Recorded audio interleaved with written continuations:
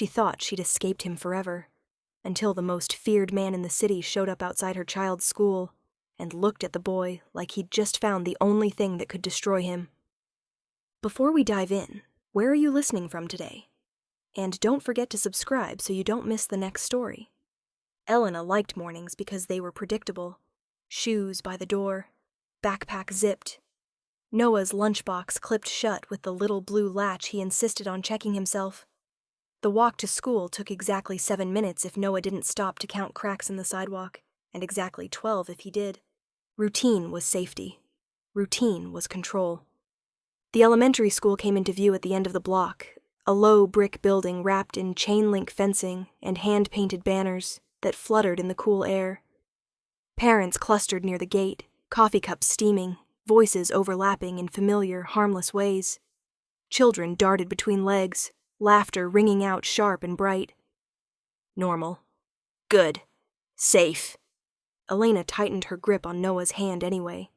He was chattering about spelling words, how he already knew all of them, how his teacher said he might move up a level soon. His dark curls were still damp from the rushed shower that morning, his jacket zipped crooked because he'd done it himself. He looked like any other 6-year-old boy walking into school. Except he didn't. Not to her. Every step Noah took was a reminder of what she'd carried alone. Every breath he drew felt borrowed from a life she'd fought to protect with silence and distance and running. She'd chosen this city because it was small, quiet, far from airports and ports and names that meant something dangerous if spoken too loudly. She'd told herself it was over. They reached the gate. Noah let go of her hand, already spotting a friend. "Mommy, I'll race you to the door tomorrow," he said, grinning up at her with that expression that undid her every time. She smiled back, brushing his cheek. "No running inside," she reminded him. "I love you." "I love you more," he said automatically, then turned and ran anyway. Elena watched him disappear into the stream of children, waiting until he was safely inside the building before she exhaled. She adjusted the strap of her bag on her shoulder and turned. And stopped. A black car sat across the street, engine idling. Not a sedan, not a parent's SUV. Long, low. Windows tinted so dark they reflected the morning instead of revealing it. It didn't belong here. It didn't fit with the minivans and hatchbacks and chalk drawings bleeding across the sidewalk. And then she saw him. He was leaning against the gate. Not inside the school grounds. Not outside either. Just close enough to be unmistakable. One shoulder resting casually against the metal bars, hands loose at his sides, posture relaxed in a way that had nothing to do with comfort and everything to do with confidence. Like the space already belonged to him. Elena's breath caught. He was tall, dressed too well for a weekday morning, dark coat tailored to his frame, hair cut with precise restraint. His face was unreadable at first glance, carved from control and quiet authority. Then he lifted his head. His eyes found Noah through the fence. And everything inside Elena went cold. The man didn't smile, didn't move. He just watched as Noah turned back briefly, waving at a teacher, his profile catching the light. The man's jaw tightened. Not curiosity, recognition. Elena's heart slammed so hard she felt dizzy. She took a step back without realizing it, her heel scraping against the concrete. The sound must have reached him because his gaze shifted. Slowly, deliberately, until it landed on her. The world narrowed. She knew that face. Not because she'd seen it recently. Not because she'd allowed herself to remember it clearly. But because some things branded themselves into you and never let go. His eyes flicked back to the school doors, then returned to her. Measured, sharp, assessing. The look of a man counting years in seconds. He pushed off the gate and straightened. Elena's fingers curled into fists. No, not here. Not now. Parents were everywhere. Teachers. Children. Witnesses. She'd always known that if the past came back, it wouldn't do it quietly. but she'd never imagined this. He took one step toward her. She felt it like a physical blow. Elena turned, forcing her legs to move, telling herself to walk normally, to blend back into the crowd. Her pulse roared in her ears as she crossed the sidewalk toward the opposite direction. Elena, her name, spoken calmly, softly, like it hadn't taken years of searching to find her. She stopped. She hated herself for it, but she stopped. Slowly, she turned back. The man stood where she'd left him, hands now clasped loosely in front of him. He didn't raise his voice. Didn't need to. The authority in it carried easily through the morning noise. "I'm not here to cause a scene," he said, "but we need to talk." Her mouth felt dry. "You're mistaken," she said, though her voice betrayed her. "I don't know you." His gaze didn't waver. "You changed your name," he replied. "You moved cities. You were careful." A pause. "You taught him to be careful, too." Her blood drained from her face. He looked past her shoulder once more, through the gate, toward the building where Noah had disappeared. "How old is he?" he asked quietly. Elena's chest tightened to the point of pain. She forced her chin up. "You shouldn't be here." He nodded slightly, as if conceding a point that didn't matter. "And yet," he said, eyes darkening as they returned to her, "here I am." The school bell rang, sharp and loud. Children vanished inside. The gate began to close. And standing in the open morning, with a dozen strangers just feet away, Elena realized the truth she'd spent years outrunning had finally caught up to her. The past hadn't followed her quietly. It had come back in broad daylight, and it was watching her son. Elena had learned how to disappear in plain sight. You didn't run. You didn't panic. You didn't draw attention. You breathed, smiled when required, and moved like you belonged, because fear was a language men like him spoke fluently. But standing there, with the school gate half closed and the morning thinning out around them, she felt something she hadn't felt in years. Seen? The man didn't look away. His eyes stayed fixed on the glass doors of the school, on the exact spot where Noah had vanished seconds earlier. Parents passed between them, voices overlapping, strollers squeaking, a teacher laughing too loudly at something harmless. None of it touched him. He stood still, like the rest of the world was noise, and the only thing that mattered was on the other side of that fence. Elena followed his gaze before she could stop herself. The doors were shut now. Noah was gone from view. Safe. Inside. Normal. The man exhaled slowly. And then, so softly she almost convinced herself she imagined it, his lips moved. "Noah." The sound hit her like a fist. Not spoken clearly. Not announced. Just breathed out, low and stunned, like the word had escaped him before his mind could stop it. Elena's vision tunneled. She tasted copper. Her stomach clenched so hard she had to press her hand to it, nails digging into her coat to keep herself upright. He knew. Not suspected. Not guessed. Knew. She took a step back, shaking her head. "You don't get to say his name," she whispered, the words scraping her throat raw. His gaze snapped to her instantly. Something flickered there. Shock, then calculation, then something far more dangerous. Certainty. "You named him," he said quietly. "After the storm." Her breath stuttered. She hadn't told anyone that. Not the nickname. Not the night. Not the way the rain had battered the windows of a cheap apartment while she held a newborn, and cried silently because crying loudly felt unsafe. "How do you—" Her voice broke. She swallowed hard. "You're wrong." He stepped closer. Not invading her space. Not touching her. Just close enough that she could feel the gravity of him shift the air between them. "I've replayed your face 1,000 times, he said, trying to figure out what I missed, what you hid, what I was too arrogant to think I'd lose. She shook her head again, sharper this time. "You're not supposed to be here." A faint smile tugged at his mouth. It didn't reach his eyes. "And you weren't supposed to leave," he replied. A teacher cleared her throat nearby, glancing between them with a frown that said she sensed something off, but didn't know what to name it. Elena forced herself to straighten, to school her expression into something neutral. This was a school. There were rules, cameras, witnesses. He knew it too. "That child," he said, lowering his voice, "walks like me." Elena's heart cracked. "He tilts his head when he listens," the man continued, his gaze briefly flicking back to the building.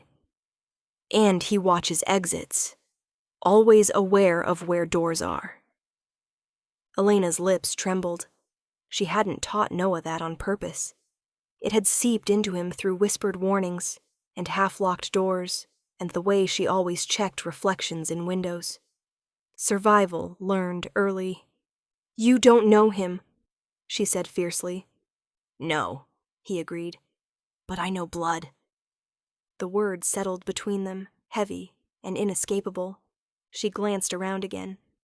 Too many people. Too close. She could feel the edges of a scene forming, and panic flared sharp and hot.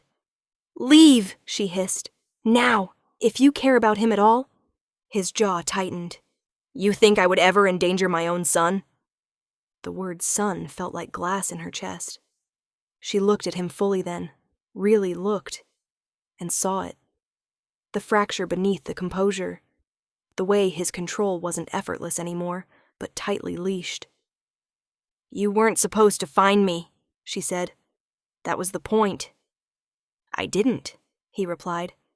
"You found me." She stared. "The name you chose for the school," he continued calmly. "The street, the timing. You stopped moving. You built a routine." His gaze softened just a fraction. "You got tired." The truth of it made her shoulders sag. "I wanted him to have friends," she whispered. "A classroom. A life where no one whispered when he walked into a room." "And instead," he said, "you gave him a childhood without a father." The accusation wasn't sharp. It didn't need to be. Pain rushed up, burning. "You don't get to rewrite this," she snapped. "You don't get to stand outside his school and decide you belong."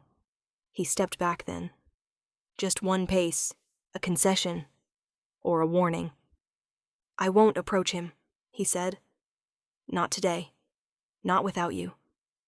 Her breath shook. "But I'm not leaving," he added. "And I'm not unseeing what I've seen." The bell rang again, distant now. Late arrivals hurried past, oblivious. He held her gaze, steady and unflinching. "You can walk away," he said. "You can pretend this ends here." Her chest ached. "But you know it doesn't," he finished, "because the moment I saw him, everything I buried came back." Elena closed her eyes, because the terrifying truth was already screaming inside her. He hadn't just recognized Noah, he had claimed him. And the past she'd buried hadn't come for revenge. It had come for blood. The worst part wasn't his presence. It was the way everyone else began to feel it. Tension didn't announce itself with sound or motion. It seeped in, quiet and insistent, bending the air just enough that people started to look up from their routines. A mother paused mid-sentence with her daughter. A teacher near the gate stopped smiling. Even the crossing guard shifted his weight, eyes narrowing as if his instincts were whispering that something wasn't right. Elena felt it tightening around her chest. This was exactly what she'd spent years avoiding. Eyes, attention, patterns forming where none should exist. She took a step back, then another, forcing her feet to move in the opposite direction. If she could just get away, if she could put distance between herself and this moment, it might still fracture into something deniable, something that didn't follow her home. "I need to go," she said, voice low and urgent. "You've said enough." She turned sharply, heart hammering, and nearly collided with a group of second graders herded toward the gate by a teacher with a clipboard. One of the children stared at her, then past her, eyes wide. "Mom," a little girl whispered, tugging on her parent's sleeve. "Why is that man staring like that?" Elena flinched. She felt him move before she heard him, not chasing, not rushing, just adjusting his position so she couldn't simply vanish into the sidewalk without passing him again. "Elena," he said, louder this time. Heads turned. Not all at once. Not dramatically. Just enough to make her skin prickle. She stopped walking. Slowly, deliberately, she turned back to face him, her expression tightening into something that could pass for composure if no one looked too closely. "This isn't the place," she said through clenched teeth. He inclined his head slightly, acknowledging the truth of it. 2 minutes, he said calmly. Her stomach dropped. "What?" she whispered. 2 minutes, he repeated, glancing around, not with intimidation, not overtly, but with an awareness that made people instinctively step out of his way. "That's all I'm asking." A teacher approached, cautious but polite. "Sir, if you're not a parent or guardian, I'll need you to step away from the gate." The man didn't bristle, didn't raise his voice. "I understand," he said smoothly. "I won't interfere with dismissal or arrivals. I just need a moment with Elena." The teacher blinked. "You know each other?" Elena felt the trap snap shut. "No," she said quickly. "We don't." His gaze slid to her, unreadable. "We do," he said gently, but I understand why she'd say that. A murmur rippled through the nearby parents. Elena's face burned. "You don't get to do this," she hissed under her breath. "You don't get to corner me here." "I'm not cornering you," he replied quietly. "I'm keeping this public." That chilled her more than anger ever could. Public meant witnesses, cameras, accountability. Public meant he was choosing restraint and forcing her to do the same. A boy darted past them, backpack bouncing, and nearly tripped. The man reached out instinctively, steadying him before he fell. His touch was brief, careful. The boy looked up at him, startled, then grinned. "Thanks, mister." The man nodded once. "Be careful." Elena watched it happen, her heart in her throat. Of course he'd be good with children. Of course he'd look like someone who belonged here. That was the danger. She took a shaky breath. 2 minutes, she said, loud enough for the teacher to hear. "Then you leave." He inclined his head again. Agreed. They stepped a few feet away from the gate, still very much in view, still very much observed. Elena could feel the weight of curiosity pressing in from every direction. A mother pretended to tie her son's shoe nearby. A teacher lingered too long at the door. Someone lifted a phone, not to film, exactly, but to hold, ready. Elena folded her arms tightly. "Say what you need to say." His eyes softened, just a fraction. "I'm not here to take him," he said. "I'm not here to scare you." "You already did both," she shot back. "I know," he said. "And I'm sorry." The word caught her off guard. "I should have approached this differently," he continued. "But I wasn't prepared to see him. Not like that. Not here." Her throat tightened. "You should have stayed away." "And let you believe you were still invisible?" he asked quietly. "That someone else wouldn't notice what I noticed?" She froze. "What do you mean?" His gaze flicked toward the street, toward the black car idling patiently, toward the subtle movement of a man pretending to check his watch across the way. "You weren't the only one who stopped running," he said, "and you weren't the only one who found you." Her blood went cold. "You brought this to a school," she whispered.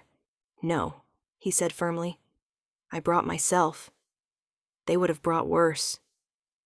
A teacher cleared her throat again, louder this time. "Everything all right here?" Elena forced a smile that felt like it might shatter. "Yes, we're fine." The man glanced at his watch. 1 minute, he said. She hated him for that, for the calm, for the control. You can hate me, he said softly, as if reading her thoughts. You probably should. Her voice trembled. Then leave us alone. I will, he replied. For now. Relief flared, brief and fragile. But I'll be back tomorrow, he added. Same time, same place. Her heart sank. This isn't over, he said, meeting her gaze with quiet certainty. And it won't stay safe just because you ask it to. He stepped back, creating space, allowing escape. Around them, the morning resumed its shape. Voices rose. Laughter returned, hesitant but real. Elena didn't wait. She turned and walked away, legs shaking, pulse roaring, every instinct screaming that something irreversible had just begun. Behind her, with witnesses lining the sidewalk and cameras blinking overhead, the man who knew her past watched her go. And let her. Elena didn't make it far. She told herself she was walking with purpose, that the shake in her hands was just adrenaline burning off, that if she kept moving the world would fall back into place behind her. The sidewalk stretched ahead, cars, trees, a corner cafe already filling up with morning regulars. Normal life, waiting patiently for her to step back into it. She heard his footsteps anyway, not close enough to be threatening, not hurried, just there, keeping pace without matching it. The kind of presence that didn't need to crowd you to make its point. Elena, he said, not raising his voice. She stopped. Again. She hated herself for it. Hated the way her body remembered him even when her mind screamed no. She turned, shoulders squared, jaw set. You said 2 minutes. I said I wouldn't cause a scene, he replied. I didn't say I wouldn't finish a sentence. Her laugh came out sharp. You don't get to finish anything in my life. He didn't react. He stepped slightly to the side, positioning himself between her and the street without ever touching her.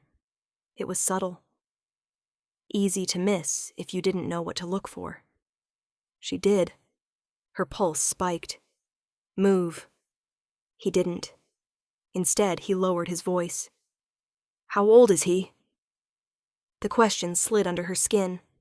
7, she said immediately. Too fast. Too clean. His eyes narrowed, just a fraction. 7. Yes, she said, forcing steadiness into her tone. Almost 8. The lie tasted bitter. She hadn't even chosen the right number. He watched her the way a man watched a lock he already had the key to.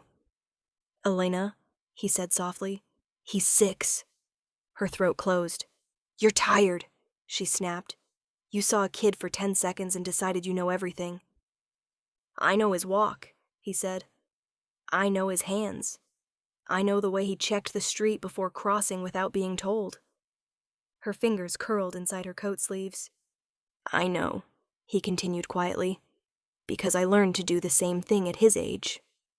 She shook her head, breath coming too fast. You're projecting. I'm recognizing. She glanced around, panic flaring again. A woman passed with a stroller. A man waited for the light to change. Too many people. Not enough.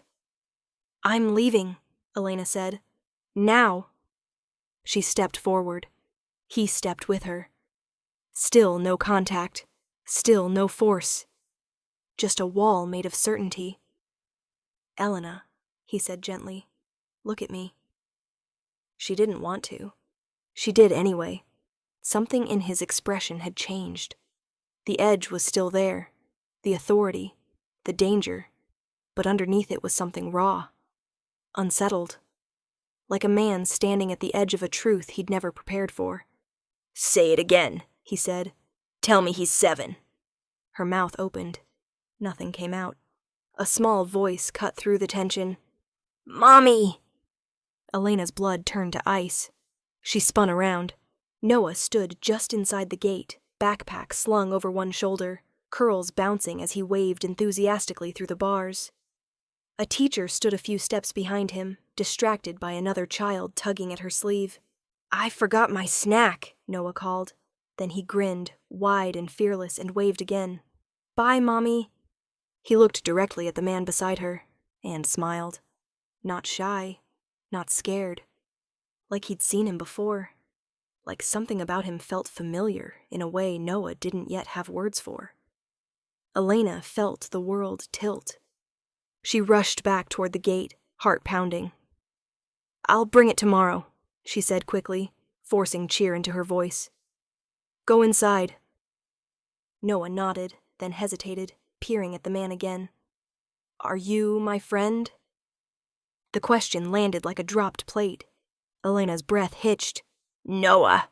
The man crouched slightly, bringing himself closer to Noah's eye level without crossing the boundary of the gate. His voice, when he spoke, was warm. Careful. "Hello," he said. "I'm an old friend of your mom's." Noah considered that seriously. "You look like me," he announced. Elena squeezed her eyes shut. The man swallowed. "That's what your mom says?" he asked. Noah shrugged. "She says I look like the sky when it's mad." A startled sound escaped the man, half laugh, half something broken. Elena snapped her eyes open. "Inside," she said firmly. "Now." Noah nodded, obedient but not before lifting his hand again. "Bye," he said to the man. "See you." Then he turned and ran back toward the building, sneakers slapping against the pavement. The gate swung shut. Silence rushed in. Elena sagged against the fence, chest heaving. She couldn't look at him. She couldn't bear to see his face. "You lied," he said softly. She laughed weakly. "Badly." He didn't press her, didn't gloat. "He has your mouth," he said instead. "But my eyes." Her vision blurred. "How old is he?" he asked again. This time she couldn't lie. "6, she whispered. "He turned 6 last winter." The man closed his eyes for a brief moment like he needed it. Then he opened them. And the look there, quiet, devastating certainty, told her the truth she'd been avoiding since the gate. This wasn't a question anymore. It was a reckoning. The memory didn't arrive gently. It slammed into Elena with the same violence it always did. Sharp, vivid, unforgiving, dragging her out of the present and back into the night she'd sworn never to relive.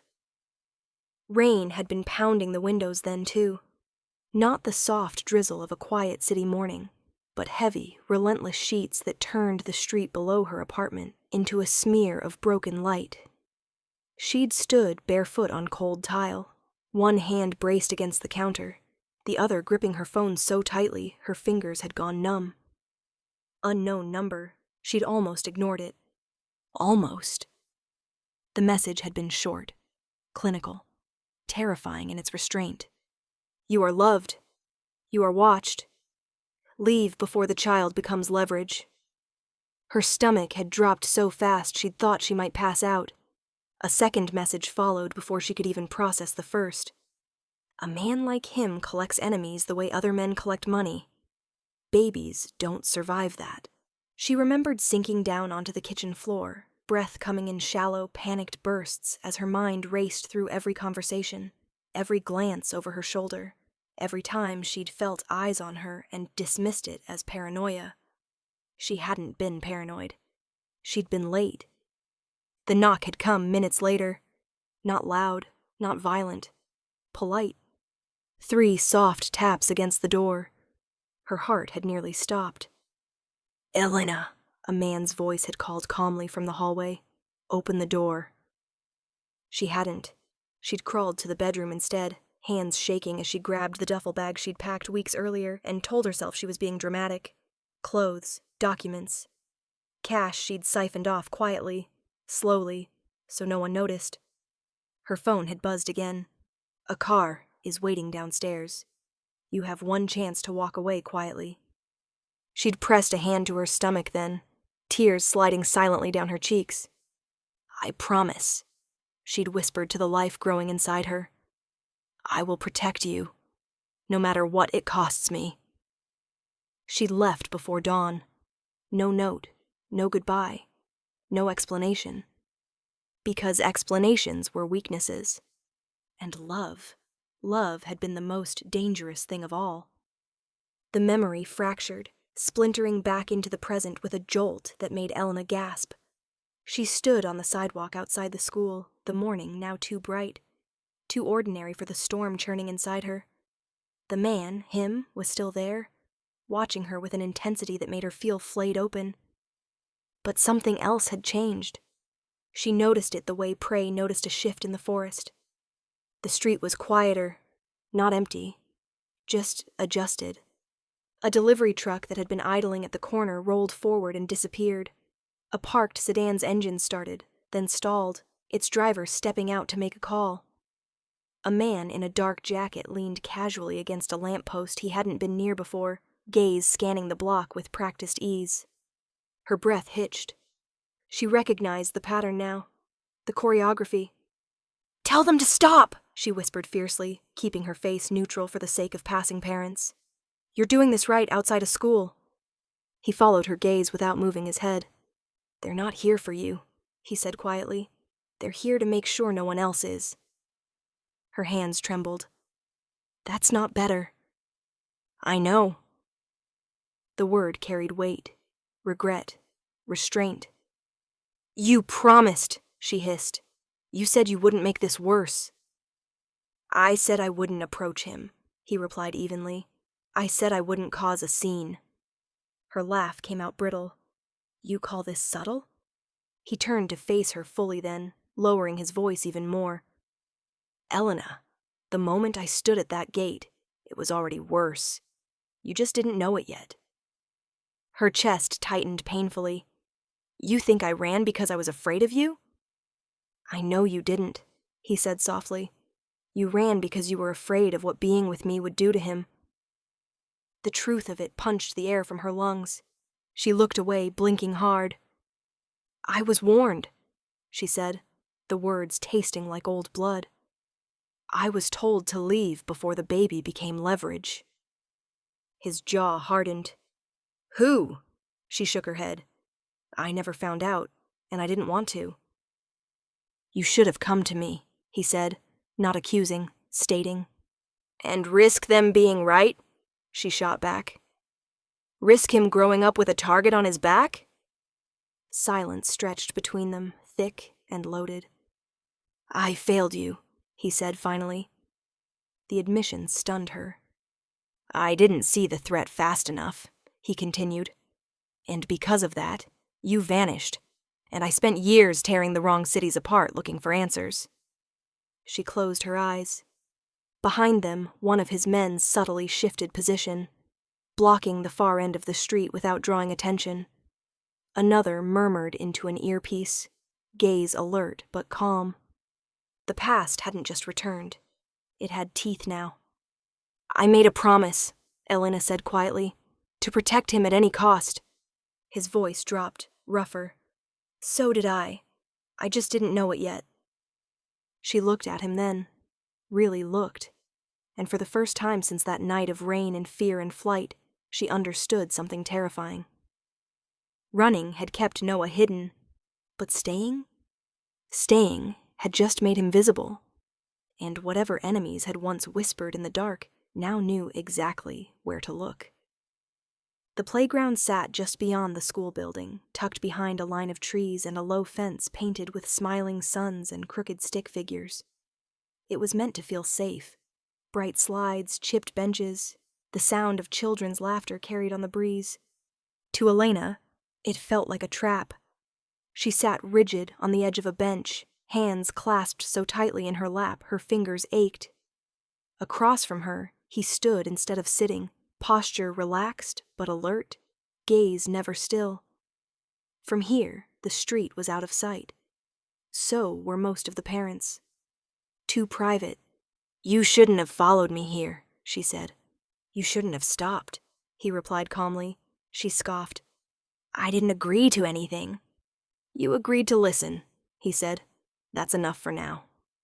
A group of kids ran past, shrieking with joy as they chased one another across the rubberized ground.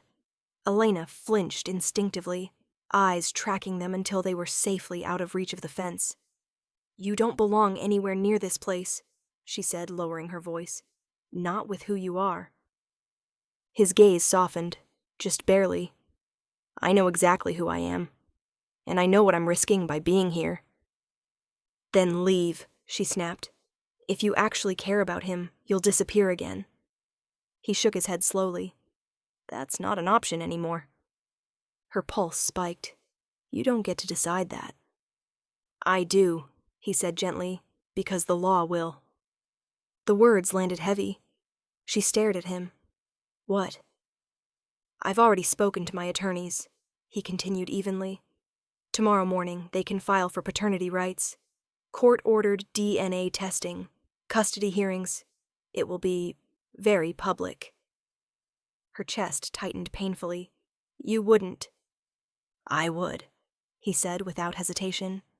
Not because I want to hurt you, because I won't let my son grow up without protection. Her laugh came out sharp and brittle. Protection? You mean guards and guns in courtrooms? I mean stability, he countered, and leverage that isn't pointed at his throat.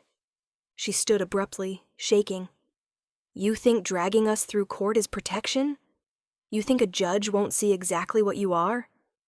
I think, he said quietly, that judges respect men who show up. The implication burned. I showed up, she whispered fiercely. Every day, every night, sick days, nightmares, homework. I showed up when you didn't even know he existed. And I can't change that, he said, but I can change what happens next. She turned away, blinking hard, trying to steady herself. I won't meet with you privately, and I won't agree to anything that puts him closer to your world. He stepped closer, not crowding, just enough to be felt. Then meet with me tonight, he said. Just you and me. Somewhere neutral. We talk. We decide how to do this without destroying him. And if I say no, then tomorrow, he said quietly, this becomes a legal matter. She spun back to him, fury blazing. You're blackmailing me. I'm giving you a choice, he replied. One you didn't give me. Before she could respond, a voice called her name. Elena? She turned sharply. Miss Carter, Noah's teacher, stood a few feet away, clipboard tucked under one arm, expression uneasy. Yes?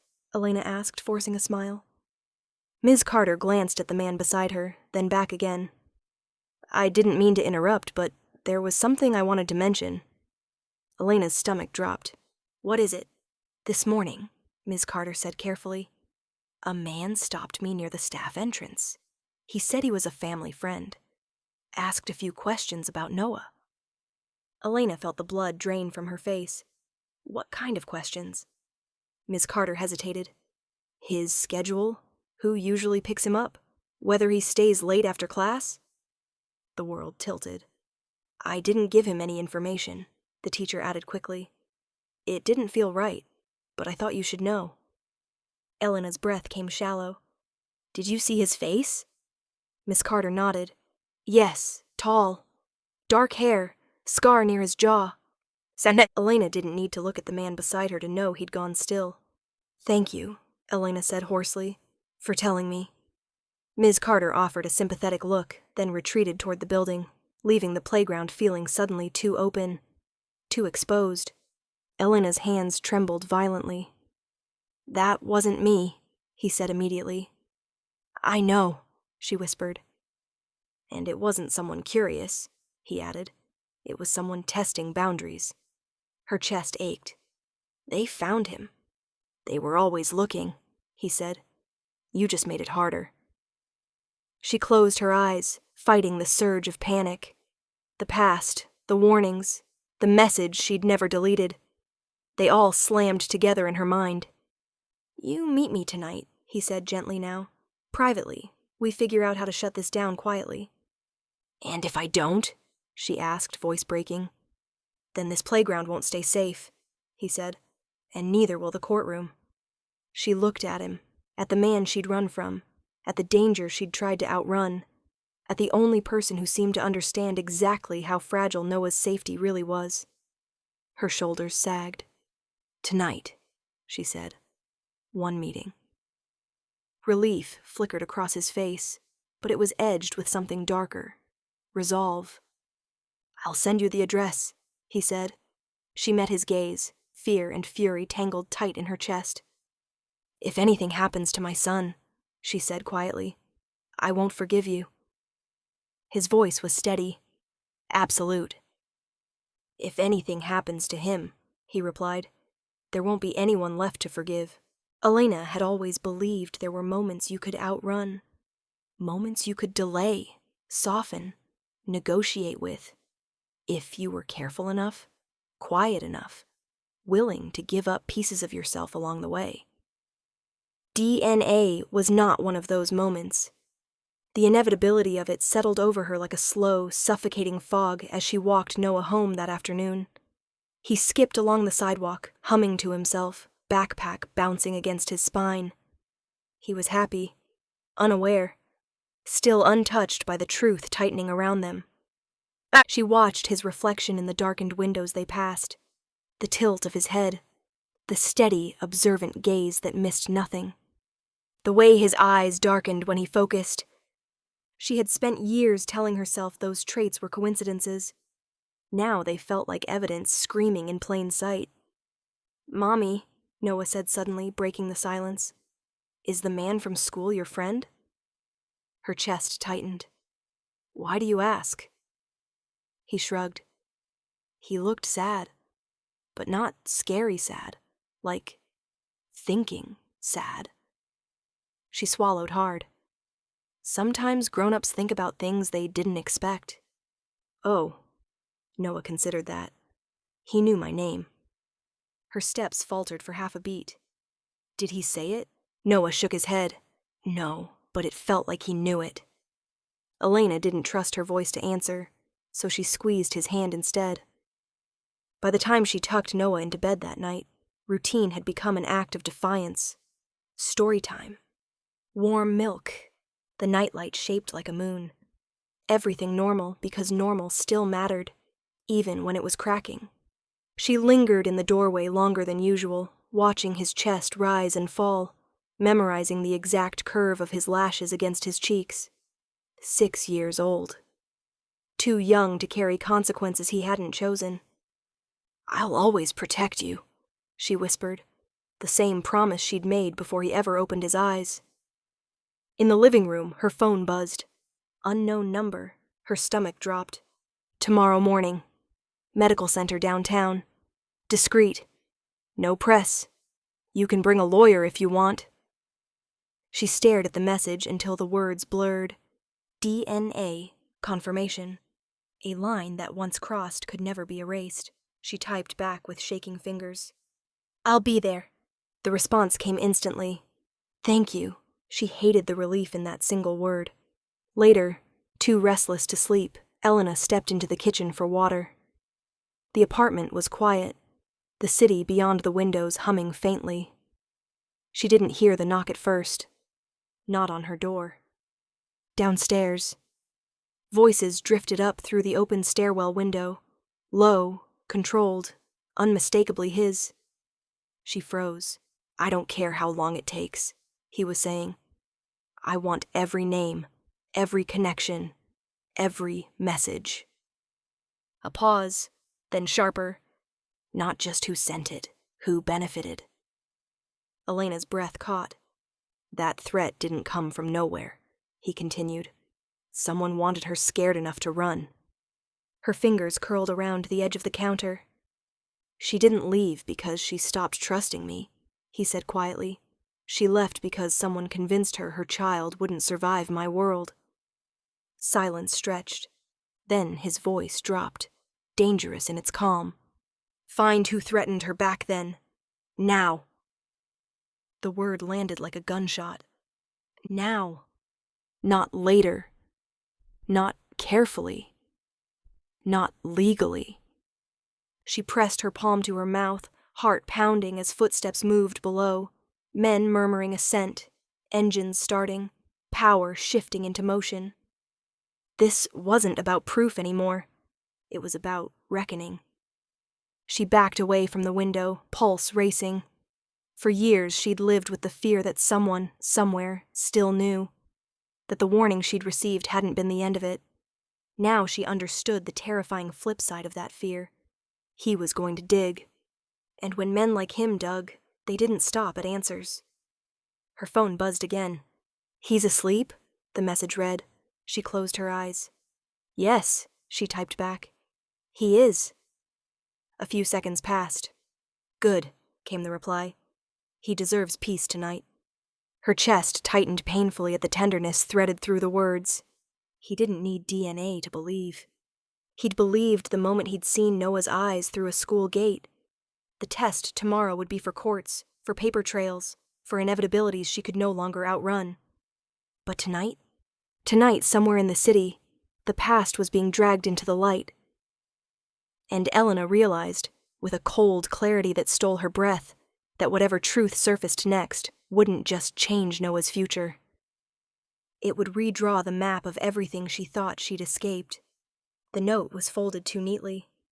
Elena noticed it the moment she opened the mailbox.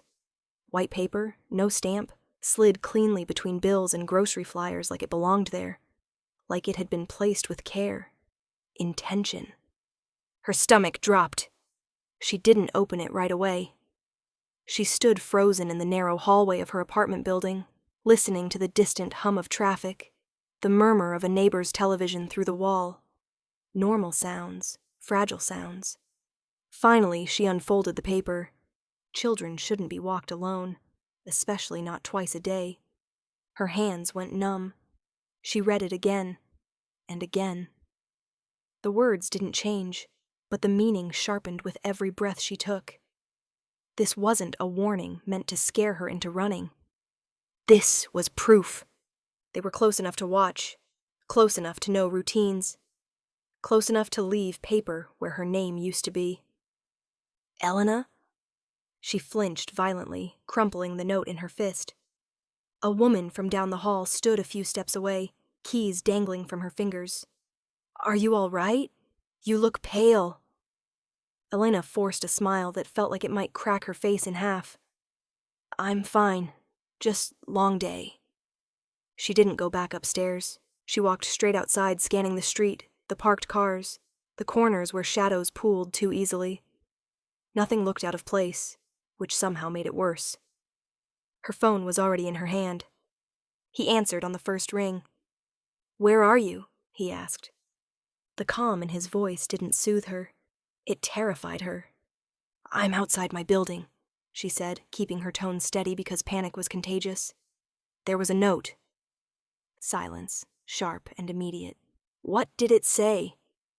She told him. He didn't swear, didn't ask questions, didn't raise his voice. "Get in your car," he said. "Lock the doors. Don't drive yet." "I need to get Noah," she said, fear cutting through her control. "He's still at aftercare." "I know," he replied. "I'm already there." Her breath caught. I said I wouldn't approach him," he interrupted. "I didn't say I wouldn't watch the perimeter." The image of him near the school again, near Noah, sent a spike of fear through her chest, followed by something far more complicated. Relief. By the time she reached the school, dusk had settled in, the sky bruised purple and gray. The parking lot felt too open, too exposed.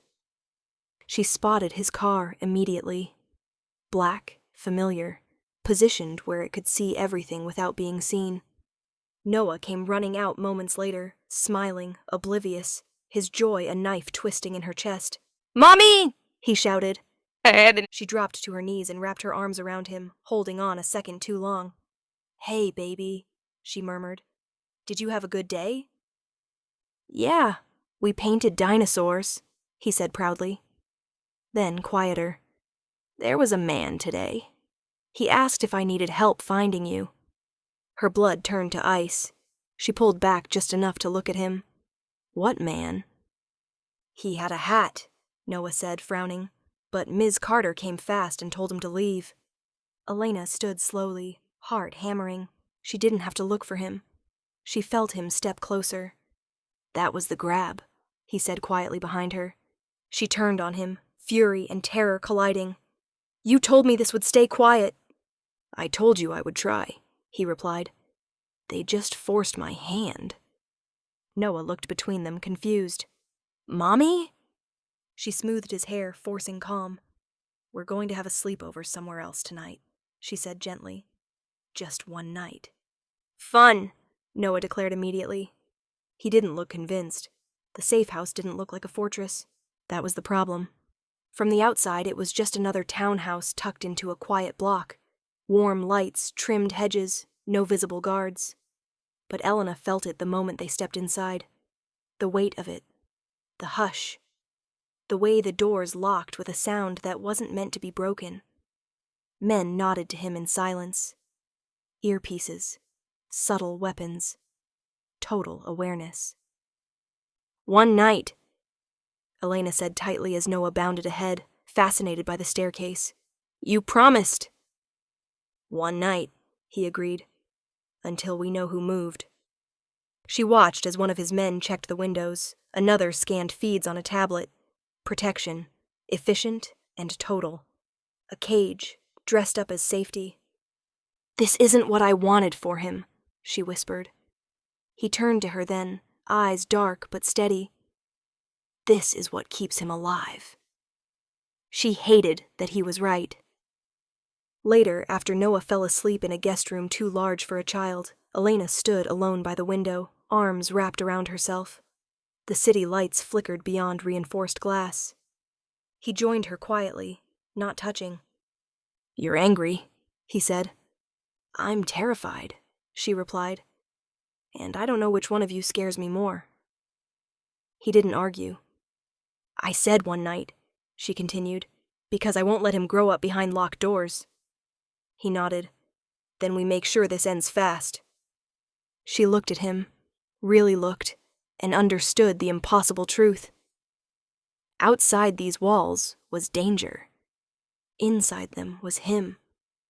And somewhere between the two, Elena realized she was no longer choosing between safety and fear.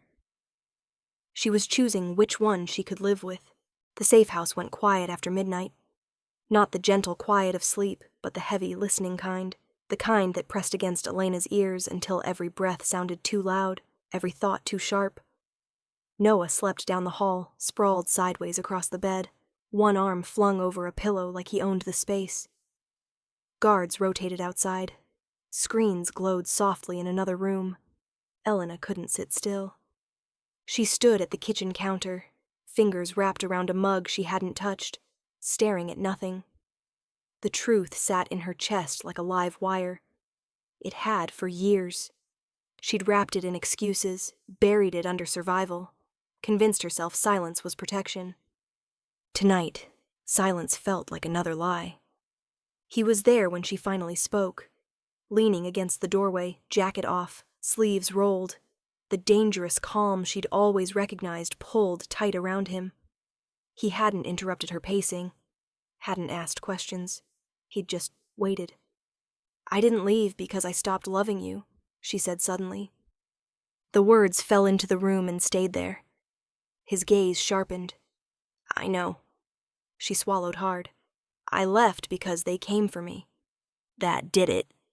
The calm fractured, not outwardly, not explosively, but enough that she felt it like a shift in gravity.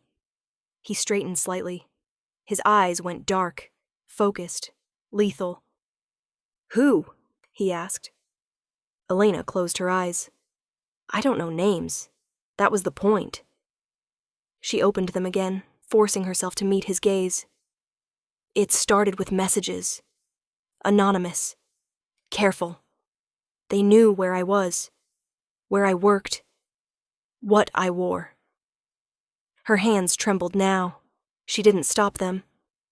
They told me I was valuable, that I was a message. His jaw tightened. They said hurting me would hurt you, she continued, and that if I stayed, the baby would pay for it. The room felt smaller. They never mentioned you directly, she said. They didn't need to. They wanted me scared enough to disappear on my own. His voice was low.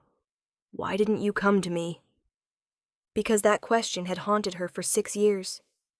Because I believed them, she said, tears finally breaking free. I believed that if I told you, you would retaliate, and they would escalate, and we'd be standing in the middle of a war with a newborn caught between sides. She laughed weakly. You taught me that violence answers violence. I just didn't want my child to be the answer. Silence stretched, thick, volatile. I thought, she whispered, that if I ran quietly, if I disappeared without triggering anything, they'd lose interest. And for a while, it worked. His hands curled into fists at his sides. They didn't stop, she went on. They just waited. And when nothing happened, when you didn't react, didn't hunt, they moved on. Or I thought they did. Her chest tightened painfully. I convinced myself I'd made the right choice. That you were safer not knowing. That Noah was safer never being seen. He took a step into the room. Not toward her. Away. He turned sharply, dragging a hand through his hair, breath controlled but tight. She could feel it now, the fury finally clawing its way to the surface. They used you, he said quietly. She nodded. Yes. They used my name to threaten you, he continued, voice dropping into something dangerous. And I never even knew. I didn't trust the world you lived in, she said softly, but I trusted you. Too much, maybe. I trusted that if I involved you, people would die. He turned back to her then. The calm was gone. Not replaced by chaos, but by something far more terrifying. Precision. They targeted a pregnant woman, he said, each word measured. To punish me. His eyes burned, and I let them think it worked. Elena, he said, her name rough now. I would have burned the city down for you. I know, she whispered. That's why I ran. Something in him broke, not loudly, not visibly, but enough that his shoulders sagged for half a second, like the weight finally hit. You were alone, he said. She nodded. I chose it. No, he corrected sharply. You were forced into it. He stepped closer then, stopping just short of touching her. His rage wasn't pointed at her. It was coiled outward, restrained only by the walls and the sleeping child down the hall. They don't get to rewrite this, he said. They don't get to use you as a warning. She wiped her cheeks. I never wanted revenge. I know, he said. This isn't about revenge. His phone was already in his hand. This is about ending it. She watched him speak quietly into it, issuing orders that were calm and absolute. Names, times, resources. When he ended the call, he looked at her again, eyes softer now, but no less resolved. You didn't betray me, he said. You survived. Her breath shuddered. And they, he continued, voice cold and certain, just reminded me why no one is allowed to threaten what's mine. She flinched at the possessive edge, then realized something important. For the first time since she'd run, his anger wasn't something she feared. It was something standing between her child and the people who'd tried to destroy them. And that scared her in an entirely different way. Morning came softly to the safe house. Not with alarms or shouting, but with pale light slipping through reinforced glass and the low murmur of guards changing shifts. Elena woke on the couch, stiff and disoriented, her body still wired from a night that had stretched too long on fear and truth. For a moment she forgot where she was. Then she heard Noah's laugh. It floated down the hallway, light and unguarded, and her chest tightened with instinctive alarm before she forced herself to breathe. She pushed herself upright and followed the sound, every step heavy with dread she didn't want to name. Noah sat at the long dining table, feet swinging off the chair, a workbook open in front of him. Pencils were scattered everywhere, some sharpened, some chewed to nubs. He was frowning in deep concentration. Across from him sat the man she'd run from. He wasn't looming, wasn't commanding. He'd shed his jacket, sleeves rolled up again, forearms resting on the table.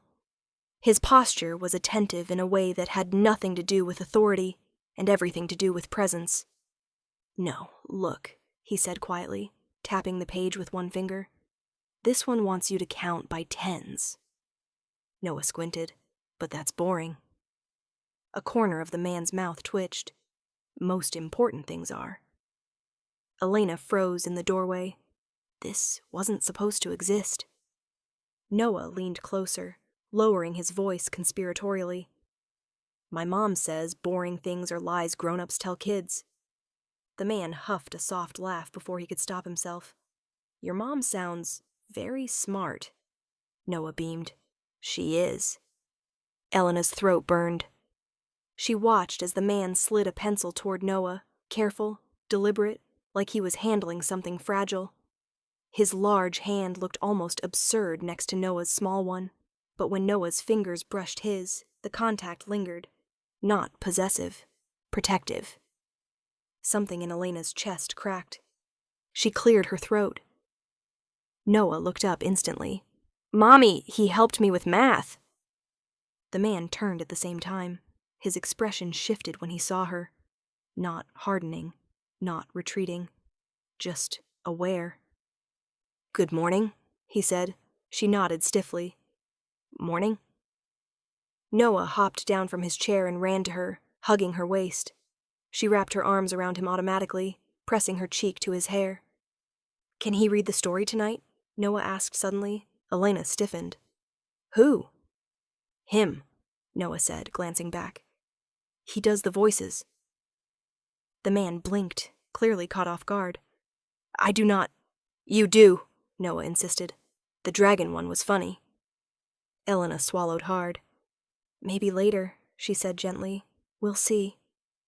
Noah accepted that with a shrug and darted off toward the kitchen, already distracted by the promise of cereal. Silence settled in the doorway. "He asked," the man said quietly. "I saw," Elena replied. "He wanted to know how many planets there are," he continued, "and why the moon doesn't fall." She closed her eyes briefly. "Did you answer?" "I told him I didn't know everything," he said. "Just how to find people who do." That should have unsettled her. Instead, it hurt. Later, she watched them from a distance as Noah sprawled on the floor with toy cars he'd somehow unpacked from his backpack. The man sat cross-legged beside him. Awkward, clearly unused to the position, but trying anyway. "This one's the fastest," Noah declared, pushing a red car forward. The man examined it seriously. "Speed isn't everything." Noah frowned. "Then what is?" He considered. "Staying on the road." Elena's breath hitched. At bedtime, Noah brushed his teeth with exaggerated seriousness, then climbed into the unfamiliar bed without complaint. Elena tucked the blanket around him, smoothing his curls. "Mommy?" he whispered. "Is he my dad?" Her heart shattered quietly. She hesitated. Too long. The man stood in the doorway, still as stone, pretending not to listen. "I'll tell you when you're a little older," she said softly.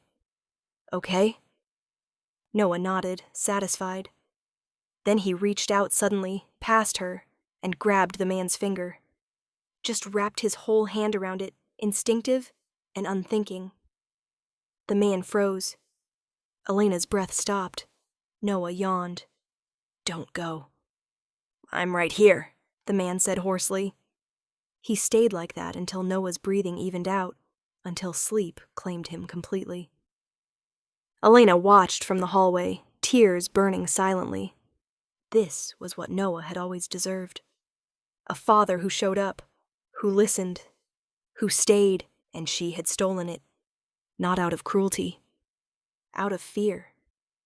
But standing there, watching a small hand clutch a large finger like it was the most natural thing in the world, Elena understood the truth she'd avoided for 6 years. Some absences don't protect. They wound. And no matter how noble the reason, the cost was always paid by the child. The second attempt didn't come at night. It came at 8:20 in the morning. That was the first thing Elena understood as she stood outside the school again, Noah's hand tucked into hers, his backpack bouncing against his spine. The sky was painfully blue. The sidewalk buzzed with familiar sounds, parents complaining about traffic, teachers corralling kids, laughter echoing off brick walls. Normal, which was exactly why it was wrong. Her skin prickled the moment she stepped onto the block. Not fear exactly, awareness. The same feeling she'd had years ago, right before the message, right before the knock. She slowed. Noah looked up at her. "Mommy?" She forced a smile. "Just tired, baby." But her eyes were already scanning. There were more cars than usual. Not parked haphazardly like parents' vehicles, but placed, angles too clean, spacing too deliberate. A white van idled near the corner, engine running though no one was getting out. 2 men stood near the crosswalk, pretending to argue over a phone. And then she saw the woman. Elegant. Dark hair pulled back. Sunglasses too large for a school morning. She stood across the street, posture relaxed, gaze fixed not on Elena, but on the gate, on the children. Elena's stomach dropped. She felt him before she saw him. A presence at her back, solid and contained, close enough that his hand brushed the small of her back without warning. "Don't react," he murmured. Her pulse spiked. "They're here." "Yes," he said, "and they chose this on purpose." Noah tugged on her hand. "Mommy, can I go?" "Stay with me," she said quickly, tightening her grip. Too tight. Noah frowned but didn't argue. Around them, parents were slowing, sensing something off without knowing what. Phones lifted. A teacher near the gate paused, eyes narrowing. Public. Witnesses. Cameras mounted on the building caught every angle. "They want me," Elena whispered. "They want control," he corrected quietly. "Fear with an audience." The woman across the street lifted her phone. A message buzzed in Elena's pocket at the same time. "Walk toward the gate alone, or the first child falls." Elena went cold. Her breath stuttered. She felt the world narrow to the small hand in hers, warm and trusting. "No," she whispered. He glanced at her. "What did they say?" She didn't answer. She couldn't. Another message followed. "You know we'll do it." Elena's legs shook. She could already see it, the chaos, the screaming, the stampede of terrified parents. She could see Noah's face twisted in fear. She took a step forward. His hand closed around her wrist instantly, not hard, but unyielding. "No," he said, voice low and lethal. "They'll hurt someone," she whispered desperately. "They'll hurt a child." "They won't," he said. "You don't know that." "I do," he replied, eyes never leaving the street. "Because this isn't an execution. It's a performance." The woman across the street smiled faintly, like she could hear them. Elena's chest felt like it was collapsing inward. "Let me go. I'll surrender. I'll do whatever they want. Just get Noah inside." He turned to her fully then, blocking her view of the street so all she could see was him. "This is where you trust me," he said. Her voice broke. "Trust you with children's lives?" "With mine," he corrected. "With my name. With everything they think they know about me." A siren wailed faintly in the distance. Not close enough. Not fast enough. The woman lowered her phone. Across the street, one of the men shifted his jacket. Elena felt time fracture. "I can't," she started. He leaned in, forehead nearly touching hers, his voice barely audible. "They want blood in front of cameras," he said. "I won't give it to them." Then, calmly, he raised his voice. "Take the kids inside," he said. Not shouted, not ordered. Spoken. Teachers reacted instantly. Doors opened. Staff moved with sharp urgency, ushering children through the gates. Parents hesitated, confused, but fear traveled fast. The line dissolved into motion. The woman's smile faltered. "This ends now," he said quietly, eyes locked on her. Men appeared, not rushing, not violent. They stepped into sight like they'd been there all along, blocking angles, redirecting movement, containing without drawing weapons. Police cruisers rolled in seconds later, not lights blazing, not guns raised, controlled, prepared. The woman cursed under her breath. "You lose," he said. She laughed sharply. "Not today." She turned to leave, and that was the mistake, because cameras caught it, because witnesses watched her run, because power didn't come from violence. It came from being seen choosing it. Elena sagged as the last child disappeared inside, Noah clinging to her leg, confused and frightened, but unharmed. She dropped to her knees, arms wrapping around him, breath shuddering. He knelt beside her, one hand steady on Noah's back. "It's over," he murmured. She looked up at him, tears streaming. "You didn't fire," she whispered. He shook his head. "I promised." Behind them, the rivals vanished into the city, exposed, hunted, no longer untouchable. And standing in front of a school full of witnesses, Elena realized something profound. He hadn't won by being feared. He'd won by refusing to be. And that terrified their enemies far more. The street looked ordinary again. That was the strangest part. By late afternoon, the police cars were gone. The extra vehicles had melted back into traffic. Parents returned to the sidewalk in cautious clusters, whispering about drills and false alarms and probably nothing. The school sent out a bland email full of reassurances and policy language that smoothed the edges of what had almost happened. Almost. Elena stood at the gate with Noah pressed against her side, her hand resting on his shoulder like she was afraid the ground might open beneath them if she let go. He was quieter than usual, eyes too thoughtful for a child his age. "Are we going home now?" he asked. "Yes," she said softly. "We're going home." The word felt fragile, temporary. He crouched in front of Noah, lowering himself so their eyes were level. The world seemed to recalibrate around that simple act. Parents slowed without realizing why. Teachers glanced over, then away again, instinctively giving space. "I'll see you later, buddy," he said gently. Noah studied him with solemn intensity. Then, without hesitation, he reached out and wrapped his small hand around one of the man's fingers. Elena's breath caught sharply in her chest. "Don't forget," Noah said seriously. "You still owe me the end of the dinosaur story." A smile flickered across his face, real, unguarded. "I won't forget." Noah nodded, satisfied, and trotted toward Elena, tugging her hand. "Come on, Mommy." She followed, legs unsteady, heart splintering in ways she hadn't prepared for. They walked half a block before she realized he wasn't behind them. He waited by the gate, watching them go, his posture still, controlled, like a man who knew how to let go, even when it cost him everything. Her phone buzzed before she reached the car. A message, one address, a time, tonight. She knew what it was without asking. The drive home passed in a blur of traffic lights and shallow breaths. Noah chattered about crayons and spelling tests and whether dinosaurs would survive in space. Elena responded automatically, her mind circling one thought again and again. This is the last choice. The apartment felt too small when they arrived, too thin-walled, too exposed. After Noah fell asleep, clutching his stuffed dinosaur, Elena stood in the kitchen for a long time, staring at nothing. Then she grabbed her coat. The address led her to a quiet building on the edge of the city.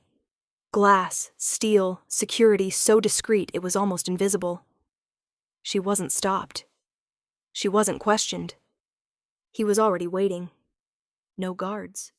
No weapons. Just him, standing by a window that overlooked the city like it was something he'd once owned and now barely recognized. "I can make this disappear," he said without turning. "Completely." She stayed near the door. "Define disappear.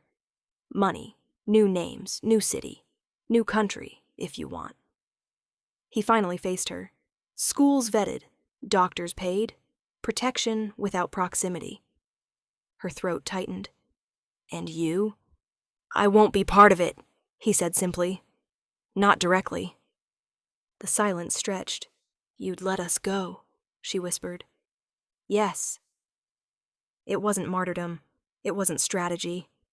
It was love, stripped of possession. And if I stay? She asked. His jaw flexed. Then you stay in the open. With me. With all the danger that comes with my name. With protection that doesn't pretend the world is kind.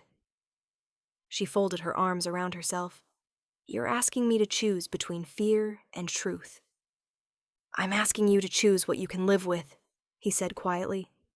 She walked to the window, staring down at the city lights. She remembered running, pregnant, shaking, convinced disappearance was mercy. She remembered the years of watching Noah scan crowds, asking questions she couldn't answer. Does he, her voice broke, does he deserve to know? Yes, he said immediately. Then softer, so do you. She turned back to him. I won't disappear again, Elena said. But I won't be owned. I won't be hidden behind gates or men or money. He didn't interrupt. If I stay, she continued, voice steady now, it's because I choose you. Not your protection. Not your power. You. His breath hitched. And Noah, she added. He grows up seeing his father. Not as a myth. Not as a shadow. As a man who shows up. He crossed the room slowly, stopping an arm's length away. And if I fail? He asked. Then we face it, she said. Together. Or not at all. For a moment he said nothing. Then he extended his hand. Not commanding, not claiming, offering. She took it. The choice settled between them. Heavy, final, alive. The next morning, Elena walked Noah to school again. The gate looked the same. Brick, metal, ordinary. But this time, when Noah ran ahead, he didn't stop. He turned back, waved at the man standing beside Elena, and shouted, Don't forget! Dinosaurs don't like cliffs! He laughed, actually laughed, and raised a hand in return. Elena watched her son disappear inside the building, her heart aching and full all at once. She hadn't chosen safety. She hadn't chosen escape. She had chosen a life where her child would never again wonder who his father was, or why he never came. And at the gate where her past had found her, Elena finally stopped running.